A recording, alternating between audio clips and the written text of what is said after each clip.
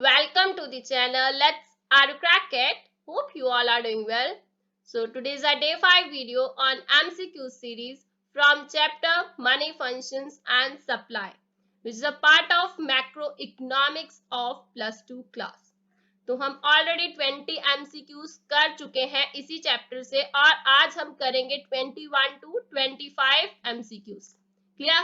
So hope आपको previous lessons अच्छे लगे होंगे और आगे आने वाले लेसन्स में भी बहुत सारी वीडियोस आएंगी. इसी तरीके से चैनल से जुड़े रहिए. अगर आप चैनल पर न्यू हैं तो मैं आपके लिए डिस्क्रिप्शन बॉक्स में बाकी इसी चैप्टर से रिलेटेड वीडियोस को लिंक में डाल रही हूँ. डिस्क्रिप्शन बॉक्स में चेक जरूर कीजिए. तो स्टार्ट करते आज का लेसन और वीडियो को लास्ट तक देखकर जरूर इस पर बताइएगा कि आपको कैसी.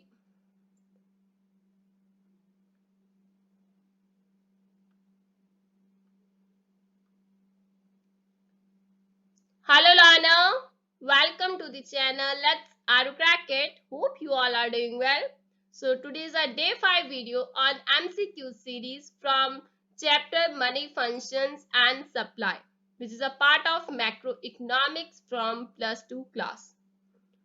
So हम ऑलरेडी इस चैप्टर से 20 MCQs कर चुके हैं और इस वाली वीडियो में हम आज की वीडियो में 21 to 25 जो क्वेश्चंस है वो करेंगे और कल वाले लेसन में लास्ट 26 to 30 क्वेश्चंस करके इस चैप्टर को कंप्लीट कर देंगे. क्लियर?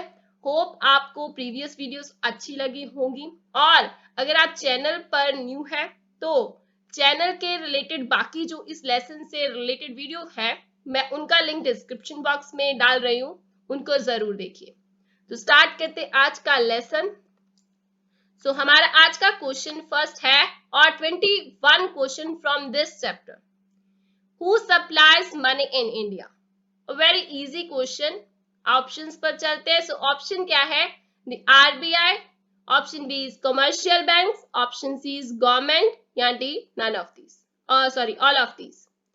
सो इन्हीं ऑप्शंस में से हमें आंसर देखना है क्या है. अगर आपको आंसर पता है तो आपसे रिक्वेस्ट है कि आप वीडियो को पॉज जरूर करके अपना आंसर साइड में लिखिए. क्लियर? कॉपी पर. तो बाद में चेक करने से आपको अपना लेवल पता चलता है कि आप किस लेवल पर हैं, आपको कितनी नॉलेज है. बाद में हम आंसर विद एक्सप्लेनेशन मैच करेंगे कि आपका आंसर ठीक है या फिर में कोई अगर आपको नहीं पता था तो आपकी करेक्शन हो जाएगी. क्लियर?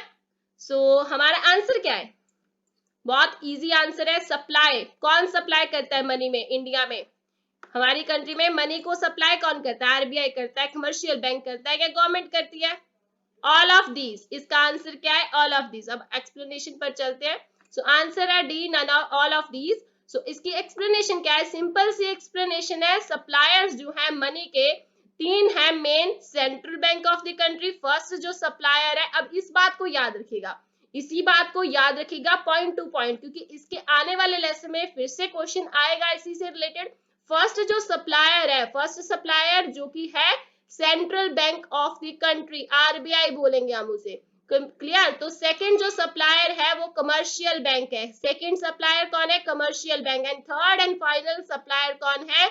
गवर्नमेंट है. इससे रिलेटेड आने वाले लेसन में जरूर क्वेश्चन आएगा. इसकी एक्सप्लेनेशन को ध्यान में रखते हुए हमने और भी क्वेश्चंस बनाए हैं, इसके साथ नहीं बनाने. मैंने इसीलिए आपको पहले बता दिया कि आप एक्सप्लेनेशन को ध्यान से सुनिए, और भी क्वेश्चंस आएंगे इससे रिलेटेड. क्लियर? तो फर्स्ट सप्लायर है central bank of the country, that is RBI, and second supplier is the commercial bank, and third one is government. Clear? Now moving to the next question, and 22 question is demand deposits include checkable deposits, deposits which can be withdrawn on demand deposit, on demand, या फिर C fixed deposit for a period of time, and D is both A and B. अभी इनमें से answer क्या है? अगर आपको answer पता है वीडियो को पॉज कीजिए, 2 मिनट सोचिए, ध्यान से सोचकर फिर अपना आंसर लिखिए, फिर हम चलते हैं इसके आंसर पर. सो ऑलरेडी इससे रिलेटेड हम डिस्कस कर चुके हैं प्रीवियस वीडियो में. हम ऑलरेडी इस टॉपिक से ऑलरेडी हम क्वेश्चंस ले चुके हैं, कर चुके हैं.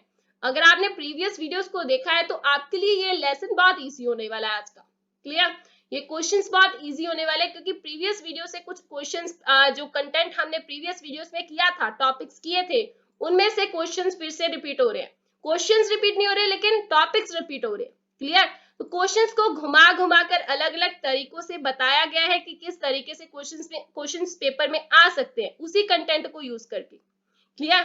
सो अब सोचकर जरा देखिए आपका आंसर क्या है। डिमांड डिपॉजिट क्या होता है, मैंने ऑलरेडी आपको बताया है। डिमांड डिपॉजिट जब भी हम चाहें तभी हमें जब भी हम डिमांड करें मुझे मेरा पैसा चाहिए, बैंक के पास जाते हैं पैसा चाहिए तभी हमें मिल जाए, तो क्या हम अपने सेविंग अकाउंट में होते हैं ना हमारे बैंक में, बैंक के पास जाते हैं पैसा दे दो, या करंट अकाउंट होते हैं, बिजनेसमैन के लिए करंट अकाउंट होता है और saving account for a normal person होता है। क्लियर? तो दोनों कभी भी अपना पैसा निकलवा सकते हैं ऑन डिमांड कि मुझे पैसा दे दो। क्लियर? बैंक से बोल सकते हैं ना। तो उनमें जो है क्या चेक इशू करते हैं? जी करते हैं, उसमें तो चेक इशू कर सकते हैं ना, कोई भी पर्सन चेक इशू कर सकता है किसी को भी। चेकेबल डिपॉजिट है ना वो, फिर इट मींस तो चेकेबल डिपॉजिट तो है, ये पता चल गया। अभी ऑप्शन बी पर चलते हैं, deposit which can be withdrawn on demand. तो डिपॉजिट बोल रहे हैं विच कैन बी विड्रॉन, ये वो वाले डिपॉजिट है जो कभी भी हम विड्रॉन करा सकते हैं ऑन डिमांड। कभी भी हमारी डिमांड हुई, हमने डिमांड किया तो डिपॉजिट आपने विड्रॉन करवा लिया, निकलवा लिया, तो इट मींस ये भी है। तो ये दोनों पॉइंट्स तो आ रहे हैं, कंफर्म है। अभी चलते हैं ऑप्शन सी पे।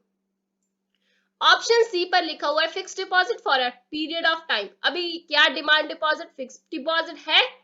फिक्स टाइम पीरियड के लिए फिक्स डिपॉजिट क्या होता है? जो फिक्स टाइम पीरियड के लिए हमने बैंक में जमा करवाया होता है, नॉर्मली जिसे हम बोलते हैं एफडी, शॉर्ट फॉर्म में हम बोलते हैं ना एफडी है। एफडी है तो उसको क्या तुड़वा सकते हैं किसी भी टाइम पर, बैंक के पास जाएंगे एफडी दे दो, मेरा पैसा दे दो, इतना रख लो बाकी मुझे दे दो, क्या ऐसा होता है? नहीं होता। तो वो फिक्स टाइम पीरियड के लिए चीज होती है, कभी भी हम किसी भी टाइम पर पीरियड पे निकलवा नहीं सकते, अगर निकलवाते हैं तो इंटरेस्ट नहीं मिलता। क्लियर? तो वो होते हैं एफडीज। क्या ये डिमांड डिपॉजिट में इंक्लूड है? नहीं है, हम ऑलरेडी ये टॉपिक डिस्कस कर चुके हैं। तो आपसे रिक्वेस्ट है कि आप प्रीवियस वीडियोस को जरूर देखें, आपके लिए बहुत हेल्पफुल होंगे। क्लियर? तो ऑप्शन डी पर लिखा हुआ ए एंड बी। अभी हमारे पास ये दोनों ऑप्शंस तो आ रही थी, अभी ऑप्शन डी आ गए जिसमें लिखा हुआ ए एंड बी दोनों है, तो इसका मतलब क्या है? ऑप्शन डी हमारा आंसर हो जाएगा। तो हम चलते हैं आंसर पर। अब सो आंसर वही है ऑप्शन डी। अभी इसकी एक्सप्लेनेशन वही है सेम जो मैंने अभी आपको क्वेश्चन के वक्त बताया कि टर्म डिपॉजिट और डिमांड डिपॉजिट में दोनों में फर्क है। क्या फर्क है? हमारे पास दो चीजें थी ना, एक तो डिमांड डिपॉजिट की बात चल रही थी, एक चीज थी हमारे पास फिक्स डिपॉजिट, जो किसका पार्ट है? जो टर्म डिपॉजिट का पार्ट है। जो किसका पार्ट है? टर्म डिपॉजिट का पार्ट है। यही बोल रहे कि टर्म डिपॉजिट आर डिफरेंट, वो दोनों डिफरेंट है फ्रॉम द डिमांड डिपॉजिट। किस तरीके से डिफरेंट है अब वो चलते हैं। तो देखिए टर्म डिपॉजिट क्या है? Are always for specific period of time, specific period of time के लिए, लाइक फिक्स डिपॉजिट एग्जांपल है इसकी। क्लियर? फिक्स टाइम पीरियड के लिए रखी जाती है, क्या बोला जाता है उसे? Term deposit. और हम उसकी example, best example is FD. Clear? But demand deposit क्या है? Are not any specific period of time के लिए नहीं होती, स्पेसिफिक टाइम पीरियड के लिए डिमांड डिपॉजिट नहीं होती। डिमांड अपने आप में हम जब भी डिमांड करेंगे वो पैसा हमें मिल जाएगा, जब भी बैंक के पास कहे पैसा दे दो वो दे देगा। So it is not for a specific period of time simply. Clear? Now option number sorry now point number 2 is depositor cannot withdraw money in fixed deposit as and when needed। कभी भी depositor को अगर need है कभी भी किसी time पर भी जाकर वो फिक्स डिपॉजिट को विड्रॉ नहीं करवा सकता, क्योंकि because there are so many conditions in fix deposit, so we can not withdraw at any time. Clear? So हम कभी भी किसी भी टाइम पर उनको इन नीड विड्रॉ नहीं करवा सकते, because there are so many conditions. Clear? Conditions होती हैं, तो एक फिक्स टाइम पीरियड होता है, अगर निकलवाते हैं तो एफडी तो तोड़नी पड़ती है ना, एफडी तो तोड़नी पड़ती है, फिक्स डिपॉजिट तोड़ना पड़ेगा तो इंटरेस्ट भी नहीं मिलेगा टाइम से पहले। अगर कुछ कंडीशंस ऐसी भी हुई कि फाइन है तो फिर वो फाइन भी देना पड़ेगा। क्लियर? सो बहुत सारी कंडीशंस होती हैं। Now moving to the next part is, इसके साथ की डिमांड डिपॉजिट के साथ बोल रहे हैं any demand deposit can be withdrawn as and when needed. Demand deposit तो हम कभी भी विड्रॉन करवा सकते हैं जब भी चाहे, जब भी हमारी जरूरत पड़ी पैसों की। क्लियर? नाउ टर्म डिपॉजिट बोल रहे हैं नॉट चेकेबल डिपॉजिट। क्या कभी भी सुना है टर्म डिपॉजिट है एफडी पर किसी ने चेक इशू कर दिया? नहीं, एफडी पे हम, हमारी एफडी है तो वो तो फिक्स टाइम पीरियड पर मेच्योर होगी, तब जाकर हम निकलवा सकते हैं ना। They are not chequeable deposit. कि चेकेबल डिपॉजिट अब होते क्या है, देखिए चेकेबल डिपॉजिट डिमांड डिपॉजिट में इंक्लूड होते हैं, जो हम saving account deposit, current account deposit में लगाते हैं। Depositor can sign a cheque, जो साइन करते हैं चेक को, और withdrawn transfer money from these accounts, तो विड्रॉन किया जाता है और transfer money from this account, तो हम ट्रांसफर कर लेते हैं। चेकेबल डिपॉजिट है तो हम बैंक के पास चेक जमा करवाया, उससे पैसा निकलवा सकते हैं इजीली। क्लियर? तो ये चेकेबल डिपॉजिट टर्म डिपॉजिट कभी भी नहीं होते। क्लियर? ये डिमांड डिपॉजिट होते हैं, याद रखिएगा ये पॉइंट। ऐसे क्वेश्चंस भी आ सकते हैं, which are chequeable deposit, term deposit है या डिमांड डिपॉजिट है। याद रखिएगा ये डिमांड डिपॉजिट है, नॉट टर्म डिपॉजिट। क्लियर? तो खुद भी आप क्वेश्चंस बना सकते हैं अलग अलग वे से।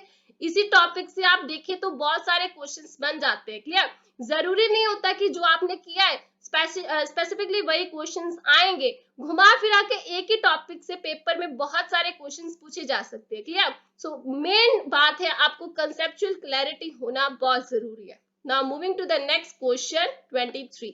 अभी स्टेटमेंट वाला क्वेश्चन आ गया, बहुत ध्यान से पढ़िएगा क्योंकि स्टेटमेंट वाले क्वेश्चन में बहुत सारे बच्चे गलती करते हैं। Now statement number 1 is in the context of M1 measurement of the money supply, demand deposits are considered as a part of money supply. अभी money supply की बात हो गई, M1 की बात आ गई। हम ऑलरेडी डिस्कस कर चुके हैं कल वाले लेसन में M1 का कंटेक्स्ट। क्लियर? तो M1 के कंटेक्स्ट में बोल रहे हैं मेजरमेंट ऑफ जो मनी सप्लाई है, हम मनी की मेजरमेंट के लिए ही M1, M2, M3, M4 ये मेजरमेंट्स बने हुए हैं, मनी की सप्लाई की मेजरमेंट के लिए। क्लियर? तो M1 के आपके सिलेबस में सिर्फ M1 ही है। क्लियर? तो M2, M3, M4 नहीं है। क्लियर? तो M1 से ही हमने क्वेश्चन लिया है, इसीलिए M1 जो है, M1 measurement of money supply जो है, वो बोल रहे हैं कि demand deposit are considered as a part of money supply. अब उसमें बोल रहे हैं कि डिमांड डिपॉजिट को कंसीडर किया as a part of money supply. Clear?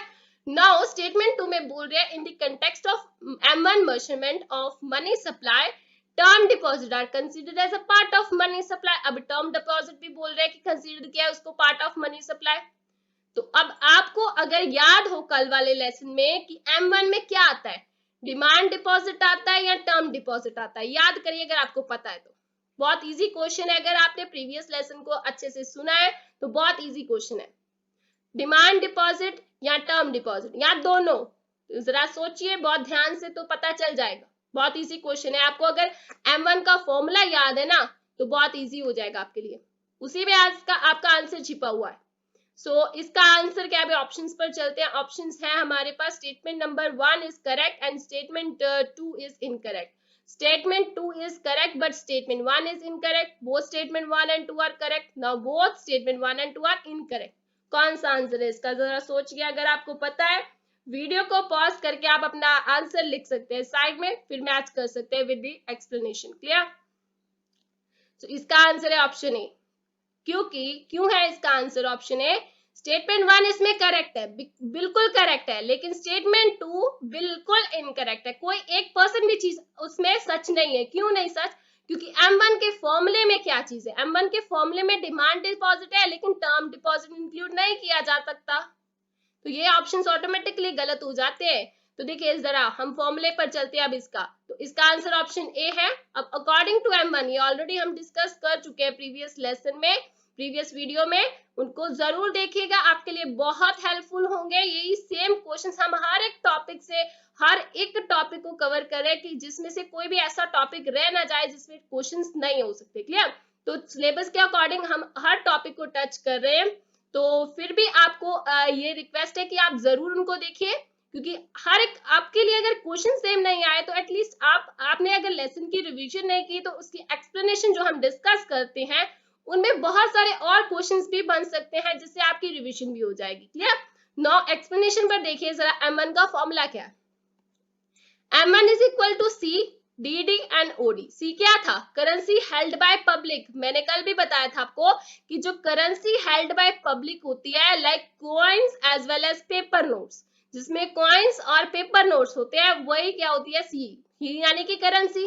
DD क्या था? Demand deposit, not term deposit. Clear? अभी OD क्या था? डिमांड डिपॉजिट में क्या था? Demand deposit of the public with commercial bank, इसमें अभी पब्लिक का ही पैसा आता है, गवर्नमेंट का नहीं इंक्लूड होता। गवर्नमेंट का इन अदर सेंस वो मैंने आपको कल भी बताया था, लेकिन गवर्नमेंट का किस सेंस में इंक्लूड होता है वो भी मैंने आपको बताया था। क्लियर? तो इसमें अदर जो डिमांड डिपॉजिट है of the people with commercial banks, these are checkable deposit which can be withdrawn or transfer। अब ये आपको अगर चेकेबल डिपॉजिट वाला कंसेप्ट नहीं पता ना, हमेशा मैंने आपको तब पिछले क्वेश्चन में भी बताया कि डिमांड डिपॉजिट है तो वो चेकेबल डिपॉजिट जरूर है, ये याद हमेशा रखेगा। अगर डिमांड डिपॉजिट है तो चेकेबल डिपॉजिट जरूर है। ऐसे क्वेश्चंस आ सकते हैं घुमाकर कि which are the checkable deposit, these are always demand deposit not term deposit। Clear? ना OD क्या है? OD है other deposit which includes demand deposit with RBI of public financial institutions like NABARD। ये मैंने कल भी बताया था कि जो डिमांड डिपॉजिट विद RBI है ऑफ पब्लिक, जो पब्लिक फाइनेंशियल इंस्टीट्यूशंस ने रखा हुआ है पैसा विद RBI, उनका डिमांड डिपॉजिट लाइक जो फाइनेंशियल इंस्टीट्यूशंस है NABARD, जो एग्रीकल्चर पर्पस के लिए लोन प्रोवाइड करता है, रूरल एरिया डेवलपमेंट के लिए लोन प्रोवाइड करता बैंक है। अदर भी और भी बहुत सारे फाइनेंशियल इंस्टीट्यूशंस है इस कंट्री में जिनका पर्पस जो है सिर्फ बोरिंग और लेंडिंग है, not for banking purpose. Clear? तो वो वाले बैंक्स जो है जिनका पैसा आरबीआई के पास है डिमांड डिपॉजिट ऐसा, वो कभी भी निकलवा सकते हैं। Clear? So these are the other deposit. Clear? Now point number 2 is demand deposit with RBI of foreign central banks and of foreign governments. अभी डिमांड डिपॉजिट विद आरबीआई है किसका? फॉरेन सेंट्रल बैंक्स का या फिर foreign governments का। Clear? अब third point है demand deposit वो वाले जो कि इंटरनेशनल फाइनेंशियल इंस्टीट्यूशंस का डिमांड डिपॉजिट है लाइक IMF, वर्ल्ड बैंक, ये वाले। क्लियर? तो ये थी इसकी एक्सप्लेनेशन। होप आपको ये समझ में आई होगी। तो अगर नहीं समझ में आ रही तो प्लीज आप प्रीवियस वीडियो को जरूर देखिएगा। फिर से बोल रही हूँ बिकॉज उसमें हमने बहुत डिटेल में इसके रिगार्डिंग डिस्कशन की थी। Clear? Now moving to the next question number 24। In India, there are 4 alternative measures of money supply। अभी ऐसा भी क्वेश्चन आ सकता है, चाहे तो हमें पता है कि M2, M3, M4 सिलेबस में नहीं है, कोई भी और नाम लिखकर अगर वो बोल दे कि क्या है वो मनी सप्लाई का मेजर है, तो आपका आंसर क्या होगा? नो होगा, because there are only 4 measures of money supply, that is M1, M2, M3 and M4। Clear? तो अगर वो सीधा नहीं मतलब डायरेक्टली वो क्वेश्चन नहीं डाले तो इनडायरेक्टली जरूर डाल सकते पेपर में, ये याद रखिएगा। सो ऑफ दीज M1 जो है वो बोल रहे हैं कि इक्वल्स टू M1 क्या है? M1 हम अभी प्रीवियस क्वेश्चन में डिस्कस किया ना, M1 क्या है? M1 का फॉर्मूला क्या है? देखिए M1 is equal to C plus DD plus OD। अभी क्वेश्चन पढ़ते हैं, फिर से ऑप्शंस देखिए जरा। ऑप्शन ए पर लिखा है currency with public, currency with public plus demand deposit, currency with public plus demand deposit plus other deposit with reserve bank. तो इसमें से आंसर क्या है? या नन ऑफ दिस है। तो कौन सा आंसर है? अगर आपको अभी फॉर्मूला याद है तो फॉर्मूला क्या है उसका? फॉर्मूला है C plus DD plus OD। C क्या है? Currency with public, currency held by the public, यानी कि करेंसी हेल्ड बाय पब्लिक तो है, करेंसी विद पब्लिक तो है, करेंसी विद पब्लिक इधर भी है। अभी डिमांड डिपॉजिट है, इंक्लूड है, DD इंक्लूड है, OD भी इंक्लूड है, डिमांड डिपॉजिट भी आ रहा है, फिर अदर डिपॉजिट भी आ रहा है रिजर्व बैंक के साथ आ रहा है। तो इसका मतलब इसका आंसर क्या होगा? Option C. क्लियर? तो नन ऑफ दीज भी गलत हो गया, ये भी गलत हो गया, ये भी गलत हो गया, क्योंकि 2 चीजें नहीं आती है, 3 चीजें आती है इसमें। क्लियर? हमारा आंसर ऑप्शन सी हो जाएगा। So now moving to the answer, option C ही इसका आंसर है। एक्सप्लेनेशन भी सेम है, तो आपको ये बस फॉर्मूला याद रखना है, बहुत इंपॉर्टेंट फॉर्मूला है जो M1 का है। अगर ये फॉर्मूला याद है तो इसकी एक्सप्लेनेशन आप खुद से भी याद कर सकते हो, बहुत इजी है। बस ये पॉइंट याद रखने की OD में क्या क्या चीजें आती है, कोई उन्होंने नॉट वगैरह कुछ डाल दिया तो याद रखिएगा कि लाइंस को बहुत ध्यान से पढ़कर आंसर देना है। क्लियर? तो OD अदर डिपॉजिट में कौन कौन सी चीजें, ये हमेशा याद रखिएगा कि कौन कौन सी है। एक तो पब्लिक फाइनेंशियल इंस्टीट्यूशंस के रिगार्डिंग है, एक है हमारे पास फॉरेन सेंट्रल बैंक्स या फिर फॉरेन गवर्नमेंट्स के रिगार्डिंग है, फिर इंटरनेशनल फाइनेंशियल इंस्टीट्यूशंस के रिगार्डिंग है लाइक IMF या फिर वर्ल्ड बैंक, और भी है, नाम जरूर याद रखिएगा इनके। Clear? Now moving to the last question of this video, today's lesson but not a least. अभी कल वाला लेसन पढ़ा है, इसके साथ ही कल वाले लेसन के साथ इस चैप्टर का हम फिनिश कर देंगे और अगला चैप्टर स्टार्ट करेंगे। क्लियर? नाउ इसका क्वेश्चन क्या है, बहुत इजी क्वेश्चन है। आपने इससे रिगार्डिंग प्रीवियस लेसन में इसके रिगार्डिंग हमने क्वेश्चन भी किया था। क्वेश्चन पढ़ते हैं। अभी क्वेश्चन क्या है, supply of money is, supply of money क्या है, फ्लो ऑफ वेरिएबल है, स्टॉक वेरिएबल है, रियल फ्लो है, या फिर नन ऑफ दीज है। बहुत इजी क्वेश्चन है, बहुत ज्यादा। अगर आपने मैंने स्टार्टिंग में भी बोला था कि अगर आपने प्रीवियस वीडियो को बहुत ध्यान से सुना है, इसकी एक्सप्लेनेशन अगर डिटेल में आपने सुनी है, तो ये वाला लेसन आपके लिए बहुत इजी होगा। तो इसका आंसर क्या है, सिर्फ छोटा सा वर्ड चेंज किया है मैंने ऑप्शंस में, लेकिन कंटेंट वही से उठाकर ये क्वेश्चन लाया है। जरा सोचिए आंसर क्या है। सप्लाई ऑफ मनी कौन सा कंसेप्ट होता है, supply of money stock concept होता है। So answer will be the stock concept, not a flow, not real flow, none of these भी नहीं होगा। तो ये ऑप्शंस गलत हो गए। अभी इसके हम आंसर पर चलते हैं। आंसर वही है, स्टॉक वेरिएबल।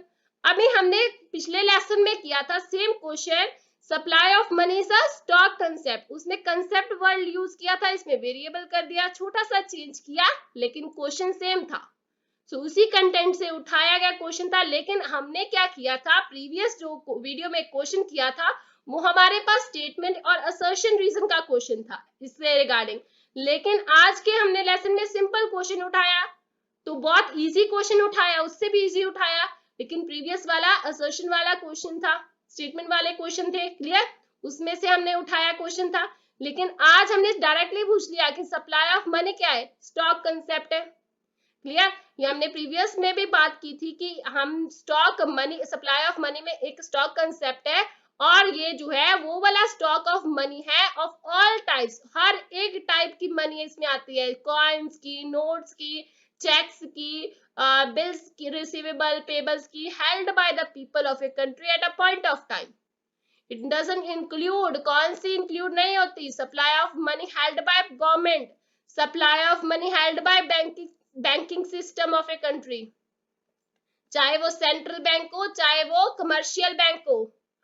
सेंट्रल बैंक क्या है, नोट इशूइंग अथॉरिटी है। इससे रिगार्डिंग अभी आने वाले कल वाले लेसन में क्वेश्चंस आएंगे, बहुत ध्यान से सुनिएगा। सेंट्रल बैंक क्या है, नोट इशूइंग अथॉरिटी है। कमर्शियल बैंक क्या है, who aids to the supply of money through demand deposit. And दोनों में फर्क है, सेंट्रल बैंक एक ही होता है कंट्री में, कमर्शियल बैंक के और बहुत सारे ब्रांचेस होते हैं, सभी सेंट्रल बैंक के अंदर आते हैं। Clear? And also stock of money held by the suppliers of the money is never treated as a part of supply of money in the country. Clear? तो सप्लाई ऑफ जो suppliers के बाद पास होती है, उसको कभी भी ट्रीट नहीं किया जा सकता कि as a supply of money in the country. Clear? तो ये था हमारा आज का लेसन, होप आपको अच्छा लगा होगा। तो हम आने वाले लेसन में और भी ऐसे ही एमसीक्यूज लेकर आएंगे, और पर डे में 5 एमसीक्यूज जरूर करेंगे। तो इसी तरह लेसन्स के साथ जुड़े रहने के लिए चैनल को सब्सक्राइब करना और वीडियोस को लाइक शेयर करना मत भूलिए। तो मिलते हैं नेक्स्ट नए लेसन के साथ, तब तक के लिए वीडियोस को देखते रहिए और शेयर करते रहिए। Thank you.